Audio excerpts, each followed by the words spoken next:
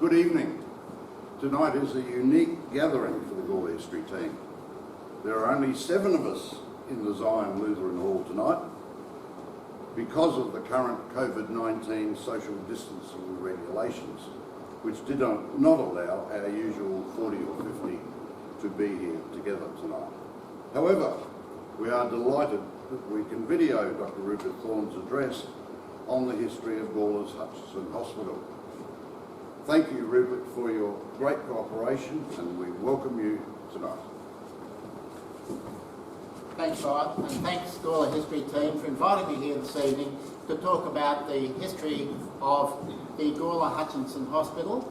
I'll be starting with a brief history of Gawler, very brief, then following that with some of the life history about Thomas Hutchinson, an amazing man who was the guy that made the Gawler Health or the Hutchinson Hospital a possibility, and then going through the development of the hospital and how it developed. So Adelaide was settled in 1836, and in 1839 Gawler was settled as the first country town in South Australia.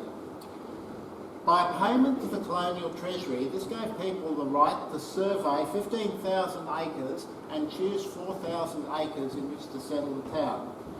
So a guy by the name of William Light, Colonel William Light, who's well known to us all, got a guy called guys Murray, Reid and King. And Murray, well, that's Murray Street, so you're aware of that. These guys were told to come up and look at Gawler, and they found this beautiful patch of land between the North and South Para rivers and decided that would be the town of Gawler, the Athens of the South. So, Thomas Hutchinson, he was born in 1821 in Northumberland, England, and in 1849, at the age of 28, decided to move to Gawler. Quite an amazing feat, really, if you think the boats they came out in weren't big luxury liners as we know them. They were tiny little boats, and there were lots of risks. And they took that coming to a new country and moving to Gawler, which he did only briefly before he headed to the goldfields of Victoria. Now, that was quite a trip. I don't think he got in his car and drove there, and I doubt he rode a horse there. I suspect he would have gone by sea and then into the goldfields. And it's pretty telling that after a few years, Thomas Hutchinson came back to Gawler a very wealthy man. So he resisted alcohol, he resisted gambling and all those things. He went there simply to build his wealth, and he succeeded. He returned to Gawler, and it's not clear whether he married in Gawler or was married at the time. We don't know. But him and his wife lived the rest of the life off the investment income that he'd made from his gold mining. He had no children, no dependents, and lived a very frugal lifestyle. He was very careful of every cent he used, every penny he spent. He held positions during his life in Gawler as a town inspector, and he was a very conscientious inspector. One day, 3 trees disappeared, and he noted 3 logs in somebody's front yard which matched the trees. So he went in to look at them. The person thought he was coming in to steal them, and he got beaten up. That's a fact. He was later a member of council.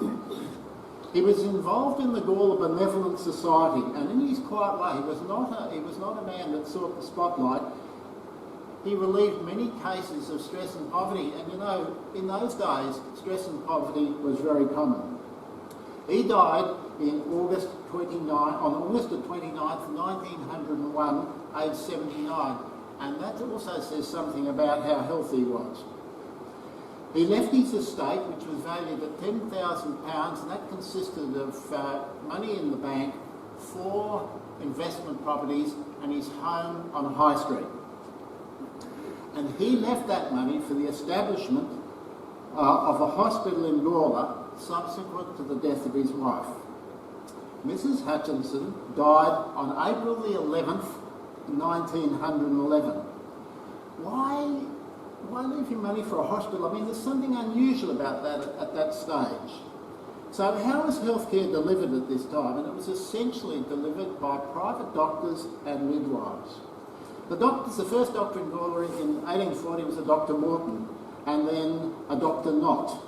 Dr. Knott came in 1852 and died in 1872, and his home was taken over by Dr. Dawes, who had the house, which is where Faster Pastor now is, and heaven forbid, I feel so angry if I see Faster Pastor there rather than Dr. Dawes' house.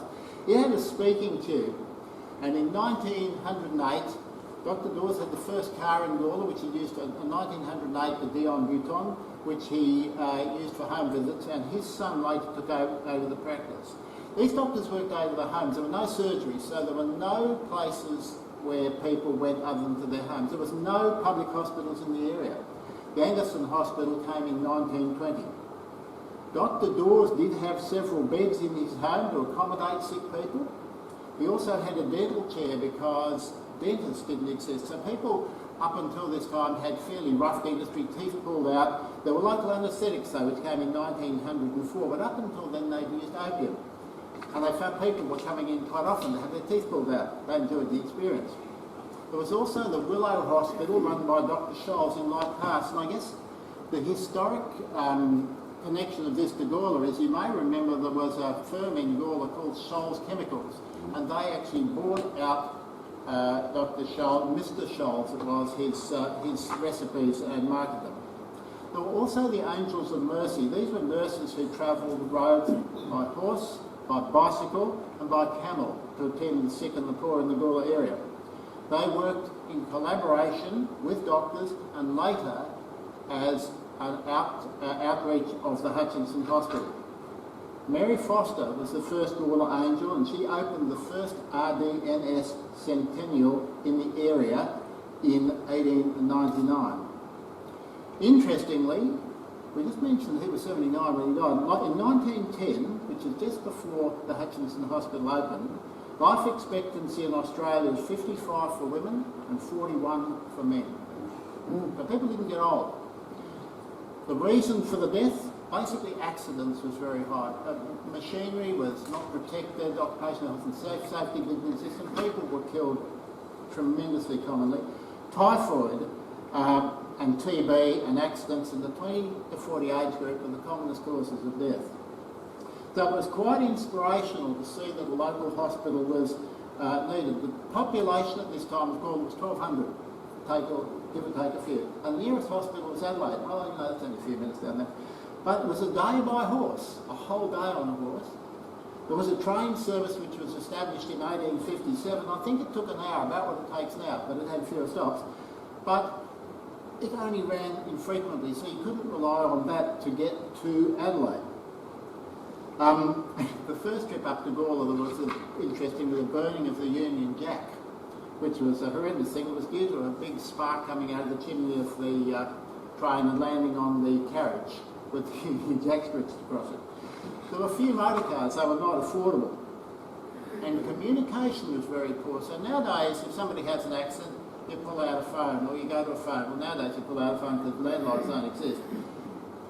They couldn't do that. So somebody had to run or walk or ride to get help. And when they got that help, that person then had to be transferred a long distance to get anything done. There was a great need for a hospital. And there was no great affluence. People were poor in that era. So after the death of his wife, things moved very rapidly. And when you compare this to today's progress, it was rapid. His wife, as I said, died on the 29th of August, on the 11th of April 1911. On the 21st of August 1911, the first Board of Management was appointed to deal with setting up this new hospital. E.H. Kern, MP, was the chair. He was Gawler born and a great sportsman and a champion chess player, and he later became a Member of Parliament. And S.B. Riddell was the secretary. We're all aware of Riddell and Riddell, that beautiful building in the main street of Gawler. His son, Reginald Riddell, was also a solicitor and trustee of the hospital in later days. The son was interesting. And what I'm using this for is to give you an indication of the calibre of people which were involved in this. His son, Reginald Riddell, was the Rhodes Scholar. So he won a scholarship to go to Oxford to do law actually. He sadly had 2 sons, both of which were killed in World War II. There were also 3 local doctors at that time on the board to try and get things going. So in the decisions of the first board meeting on the 28th of August, 21st of August was set up, 28th of August they were meeting, they decided that Hutchinson's High Street property was not an appropriate place to build a hospital. It just wasn't big enough.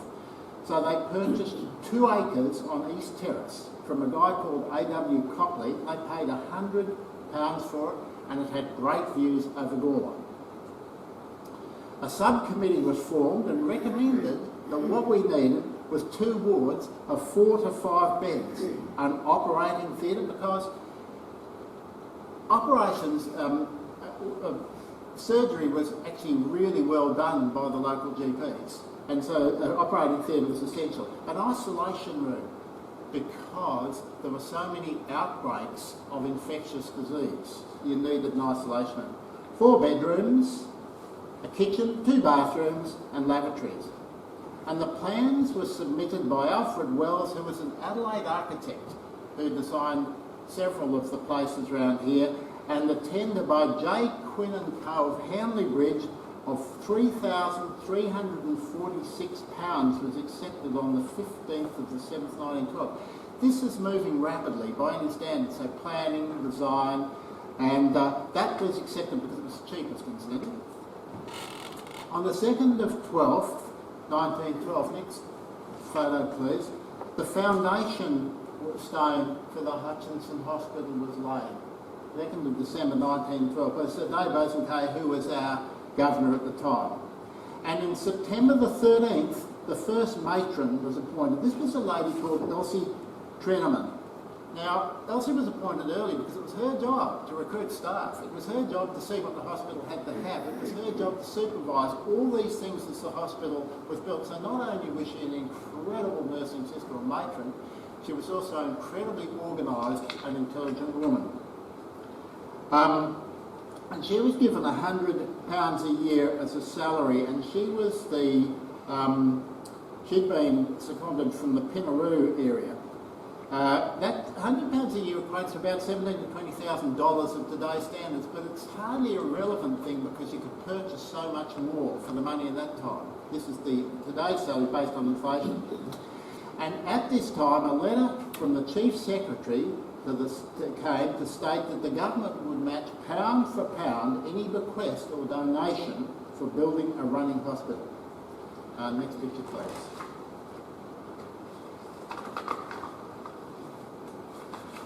Yep, and there it is. 19th of November 1913, the hospital was officially open for business.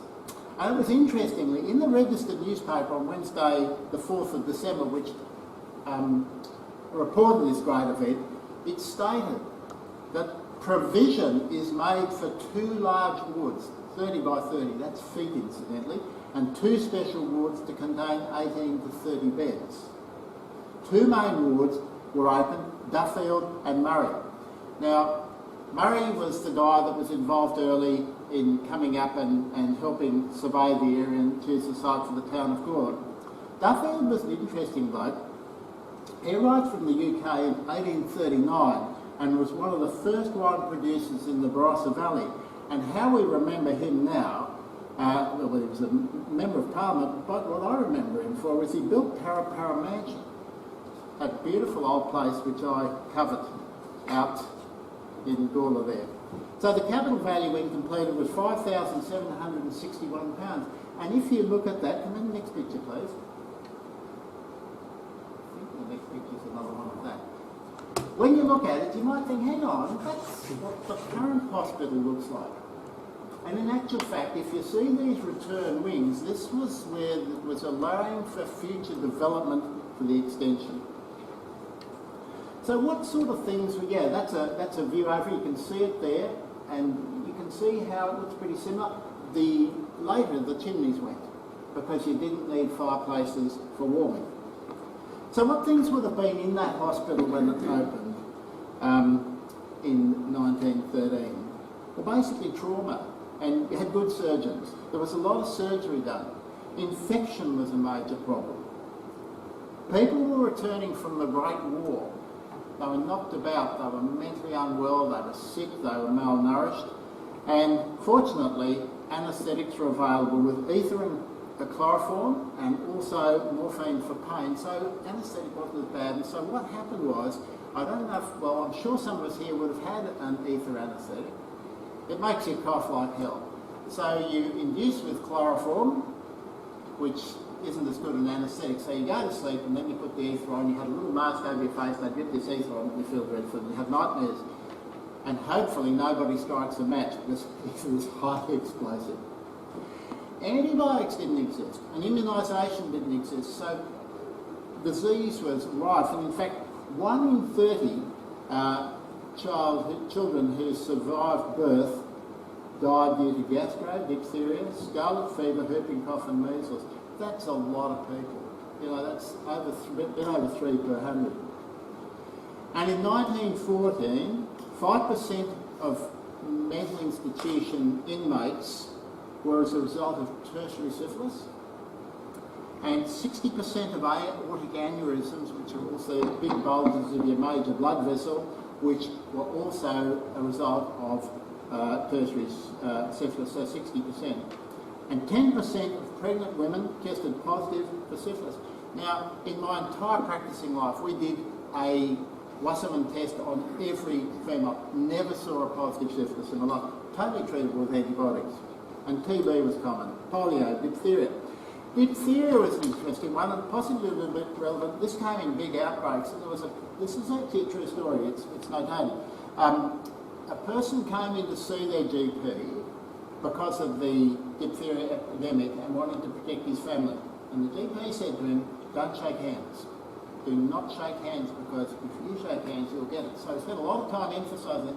This guy goes out into the waiting room, and in the waiting room is one of the well-to-do members of the community. He puts his hand out and shakes it with him. 2 weeks later, that man and his entire family had died of diphtheria. So when we're thinking about COVID, we do it a different way, yeah. So during World War I, tetanus immunisation was done to some extent. And diphtheria and tetanus, diphtheria and whooping cough vaccines occurred in the interwar years. This was all during when the Hutchinson Hospital was going. So how was it staffed? Well, care was provided by visiting local GPs and nursing staff. All the GPs were competent surgeons, and as early as 1914, yes, we did have sterile techniques. They were well known. I might have got my pages. That was how it was done. So the local GPs in the town came in and visited the hospital, as happened in the Hutchinson Hospital right up to its end and continued on into the New Gawler Health Services. So you would admit a patient, you would come in and you would see them, and then the nursing staff would look after them. During this time, those chimneys, someone had to light the fires. The hot water service was coal-fired, and the nursing staff did this. The early shift would come on, stoke up the fires, light the boilers. That's an incredible job for the nursing staff to do, in addition to everything that they had to do. So the first big blow came in 1915 when Matron Treneman left. She volunteered for war service and in Europe. But basically, as I mentioned earlier, she'd got the hospital up and running, and she'd evidently recruited a fantastic staff, and the place was running economically and efficiently. How was it financed? Well, basically, government grants helped. Thomas Hutchinson set the place up, and there was still quite a bit of money left over from his estate to keep it going. But government grants in 1926, for example, £500 for a new maternity wing, which was at the rear of the hospital. Patients paid to be in hospital. It's difficult to know how much the money was, and this would have been a deterrent because people couldn't afford it. They simply couldn't afford it. And there were many local benefactors over the years, so lots of people in Gawler gave money towards the hospital, which the government matched. In 1918, and it surprised me how early it was, the government paid 10 shillings and sixpence a week to all pensioners after 28 days in hospital. So when you're in there for a month, then there was some remuneration. And in 1925, workers' compensation became available. So roll on 1919, the Hutchinson Hospital was running well, and there was an epidemic which I think everybody may be aware of, an avian flu called Spanish flu. It was sort of a bit like COVID-19 in many respects. It was fatal. Now remember, after the war, people were undernourished. They were tired, they were hungry, they were morally defeated in many respects. They'd been in the fields. World War I was horrible. It was face-to-face combat. And the army supplied tents to the Hutchinson Hospital to increase its capacity to accommodate the sick. So the Spanish flu killed more people than died in the war. 50 million people died worldwide. In Australia, 40% of the population was infected and 15,000 people died. And this hospital played a major role in looking after those sick people, and it was hard because there was nothing they could do about it. They didn't have respirators or ventilators, they didn't have any treatment. So if a person got a secondary pneumonia, there were no antibiotics available. In 1926, Gawler was growing as an area, and there was a need for a maternity wing. And this was built, as I mentioned earlier, with a £500 government grant. Infant mortality, 100 deaths per thousand in 1900 and 5 deaths per thousand in 2000. Home birthing was very common prior to the hospital. And home birthing is very good, but it was good to be able to select cases for home birth and to have a hospital backup so the midwife could say, this is an at-risk pregnancy, let's get them to hospital. And that changed the outcome a lot. 1935 saw the nursing quarters enlarged and the hospital in serious financial positions due to the depression. You sort of think 29 to 33, they were tough years, and I think many of our parents lived through those and could state, it's probably why we all turned out to be reasonably good savers, because our parents had witnessed that tremendous. The hospital ran out of money, basically, and people were unable to pay their accounts. It still had to go. In 1942, going ahead again, the General Hospital was taken over by the Defence Department. This is the war, and the civilians were allocated to the maternity wing and the night staff quarters. With the ongoing problems of the war, because all the young people, and like Matron Treneman, they headed off to war to support the country, and you could not get local people to do this. They were scary times, actually. So there was no money for equipment. In 1943 and in 1944, the hospital was actually staffed by volunteers. Now these were volunteers who would have been under the supervision of a nursing sister, and so one competent person could extend their knowledge and give safe care. Community support helped out with annual balls and community fete, and community sport was a feature of that era much more than it is today. And I guess it had to be because there's much more money available for things today. Jumping to 1957, things improved and 11 acres were purchased at the rear of the hospital and a new nursing home was built. Next picture, please. Why nursing homes? Well, basically, nurses lived on site because, this is one in between. That's the North Parra in flood, and that's a family outing in the era of the mid-20s. They were quite wealthy. That's a Model T Ford, incidentally, probably pre-15 because it's got gas lights. They became an option in 1670. So next, please.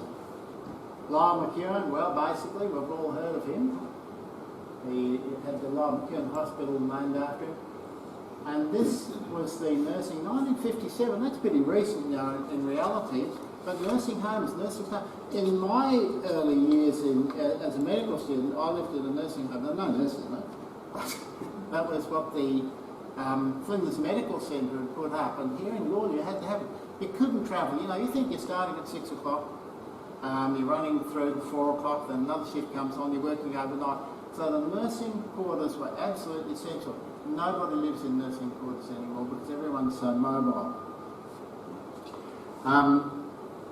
So and then the next one, please, of the actual nurses' home. It's not particularly good, but if anyone realises that this is at the back of the hospital, it's where the pathology labs and the physio people ended up. And in there you had the old mid-wing going down there, and the nurses' quarters with it. And you can see the nurses sitting out in the sunshine. Very devoted people. They worked incredibly hard. So Gawler was targeted for an upgrade. We were very lucky because getting hospitals built was not an easy thing, and we were lucky because somebody, Thomas Hutchinson, had the foresight to say Gawler needed a hospital. 1964 saw more additions with a new theatre block, bathrooms, toilets, a modern kitchen. That's the modern kitchen, and that was pretty stunning for its time. There was nothing coal-fired there, it was all electricity and very, very upmarket. So stage 1 to 7 of the hospital, £96,000 in 65. In 1966, £286,860 was set aside for a further building program. This was Don Dunstan, who was one of our most incredible state premiers actually, who opened this in 14th of October 1967. The hospital by this stage was fairly big, and in 1969 it reached its completion, a 76-bed hospital, and was considered the most modern and best equipped hospital in the state. And that's how it remained until its closure in 94 and moved to the Gawler Health Service. And we have a picture of the hospital as it is now. And you can see how the wards were added on each side, the foyer was changed. All those things which were anticipated back in the original time had happened. There were 2 big wards, one on each end. There were double bedrooms along here, and the chimneys had gone. It was quite an impressive hospital for its day.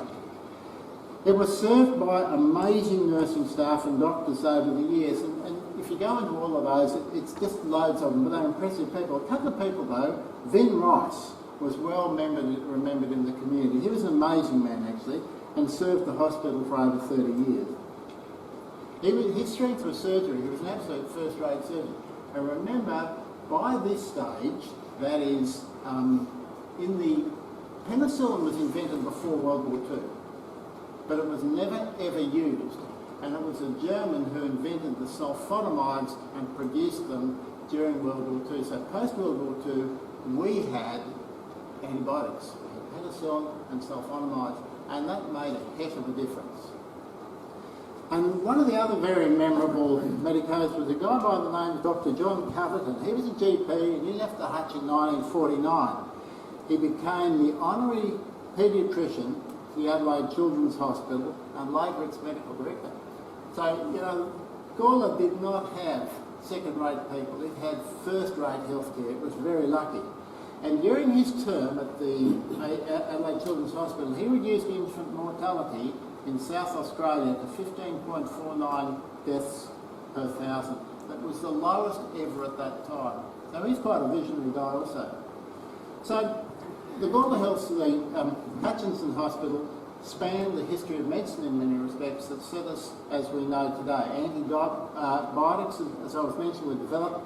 Alexander Fleming in 28, but it didn't get produced till later.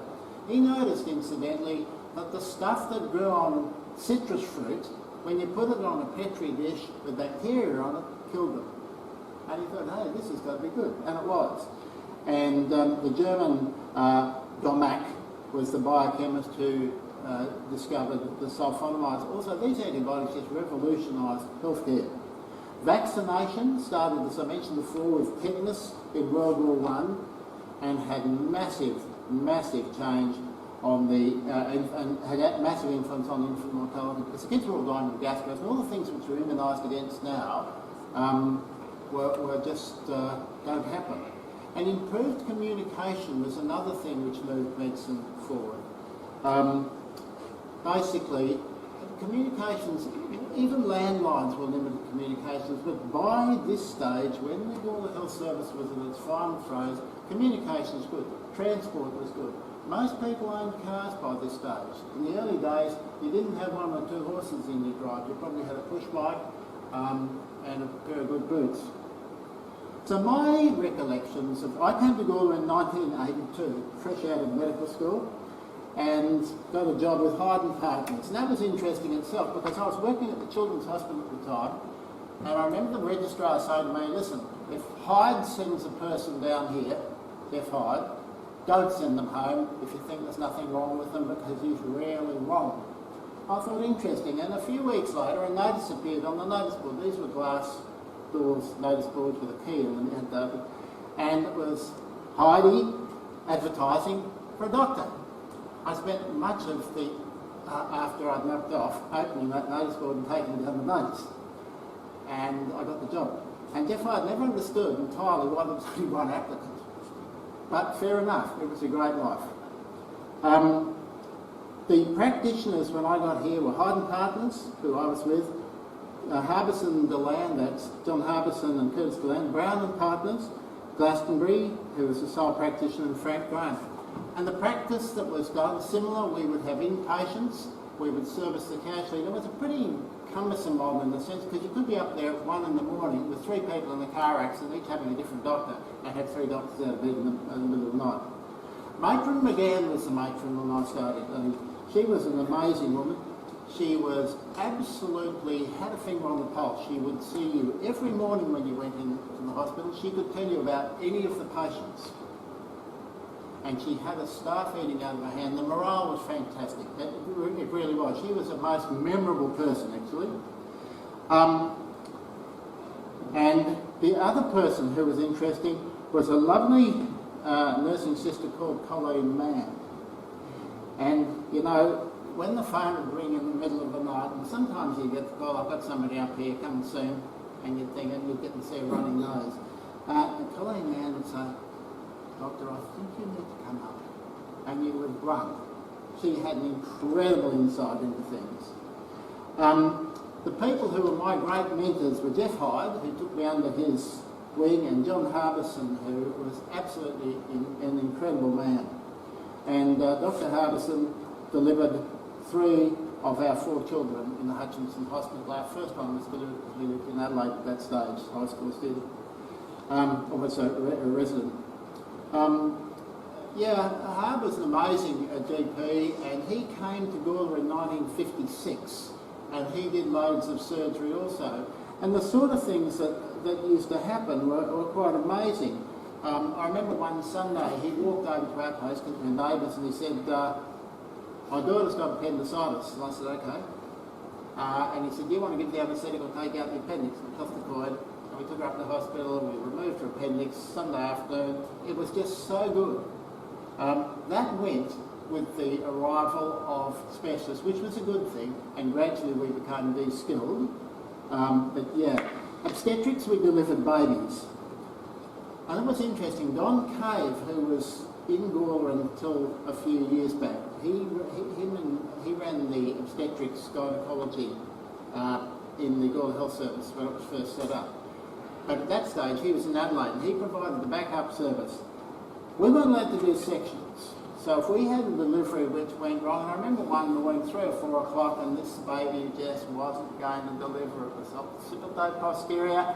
So I got on the phone, rang Don Cave, who's just a delightful guy, and he said, I'll be up there in 50 minutes. About 10 minutes later, the baby delivered. Mobile phones didn't exist. So Don Cave arrived 50 minutes later, and the sort of guy was, we sat in the tea room, had a cup of tea, and then he went home. But that was the problem, that not having mobile phones, which we take for granted, make a lot of difference.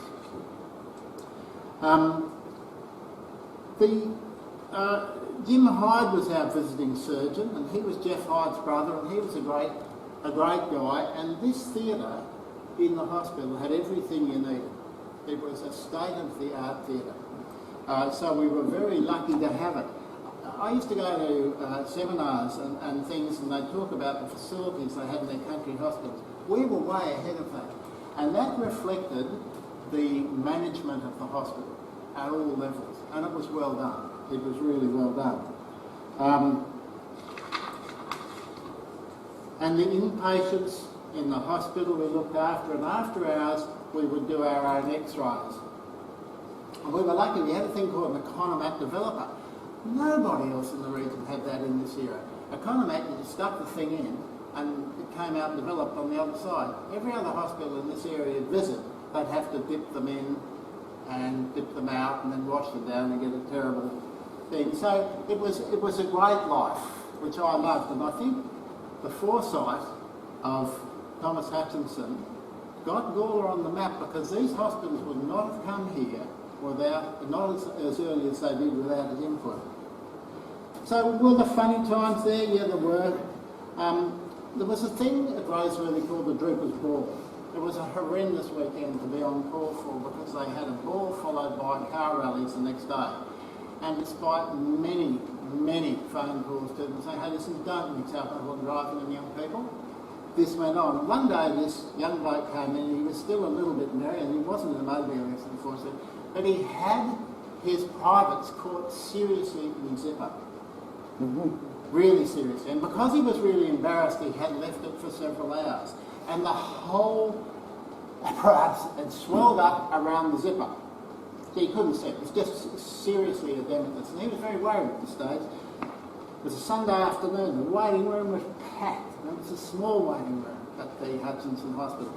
So I was able to give a dorsal block and anaesthetise his privates, and over the next half hour or so, gradually part the tissue enough to successfully cut through the zipper and remove it. And he was very grateful. And he had his hat, fortunately, which he put over everything because the zipper was gone. But he was still a bit merry. By the time he walked through the waiting room, he had his hat over here. And the waiting room just burst out laughing. And he went out sort of naked. The sad things, 2 drownings, I remember, just a month apart, and they were 2 little boys, they were the same age as our second child at that stage, and that was very hard. Those things I'll never forget. And we were lucky to have communication with the Children's Hospital, and on the other end, they were saying, I was saying, I'm going to give more adrenaline, and they say, please don't, because if this person comes good, they're going to be brain dead. And another occasion, middle of the night, well not early evening, a motor vehicle accident. 2 parents in the theatre and their little kid in the emergency room. Both parents were dead. And the kid had to be told. So we called in the grandparents and told them. That was an awful experience, but most of the experiences were happy. And the things which the Hutchinson Hospital enabled us to do, and the healthcare which was provided, was fantastic. Then, at the terminal stage, it was a decision which was, because the Hutchinson Hospital was going to be enlarged, but it wasn't going to work, and so the Gawler Health Service site was chosen and the hospital moved across. Once again, we're lucky to have a world-class hospital to move to, and the money from the sale of the Hutchinson Hospital went towards the new hospital. If I have a sad feeling, I think that the name Hutchinson should have been more recognised in the new hospital. It should have been the Hutchinson Gawler Health Service. The Gawler Health Service name was chosen, and there was a lot of input at the time to try and involve Hutchinson in it, because I think it's sad that a person gave his life savings to set up first-class healthcare in this town, and it was not recognised in the future. The reason they chose Gawler Health Services because they said it's more than a hospital. It was all your ancillary services, your diabetic educators, your physios, your specialist suites, and all those things came. But to me, it saddens me. So there's one last photo, which is not really related to all of this, but that's more of the Hutchinson Hospital. It was a great hospital. I was never in the participation fortune, but my wife was, having our 3 kids, and she found it great. Just the last photo which you see, yeah, that's the autoclave. These are incidental things, and that was an incredible autoclave. So we had fantastic sterilisation. This was coming from the Flinders Medical Centre, which was a new hospital. It's exactly what they had above the beds. Exactly the same. So this hospital was very well planned when it was done, and that once again is testimony to the. This one here is interesting.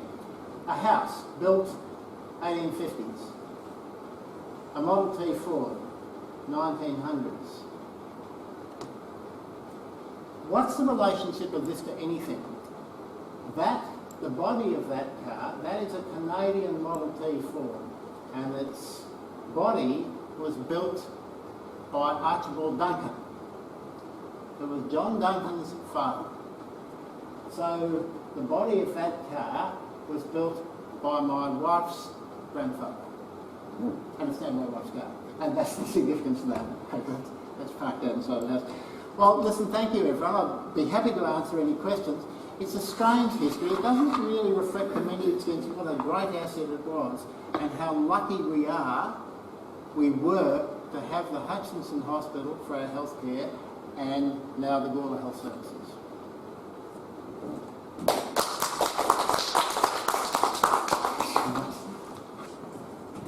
Okay, well, I would like to say that's one of the most interesting talks that we've had for a long time, and obviously done very good research on that one, and you actually caught it live, and I've been in Gawler for 30 years, and Colleen Mann, I knew her, and I knew that lady, Eileen McGann, very good, and the reason I live in Gawler today is because of the hospital, because Eileen recruited my wife to come and work here, and we got married in Gawler and moved up to Gawler, and 30 years later we're still here, so I owe a lot to the Hutchinson Hospital. That's good.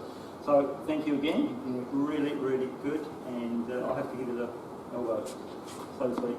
No, that's Yes, I know, and we have a little thank you hit. Oh, you don't have to do that. Yeah. Which we'll have to sanitize when we get home. But thank you. And if I have one criticism, Brian doesn't give his speakers long enough to prepare for these talks. What was it, a year and a half ago? It's usually 5 years. It was superb. It was great organisation. I think we're very lucky to have the history team. Thank you. Thank you very much, and can I ask the multitude for another round of applause?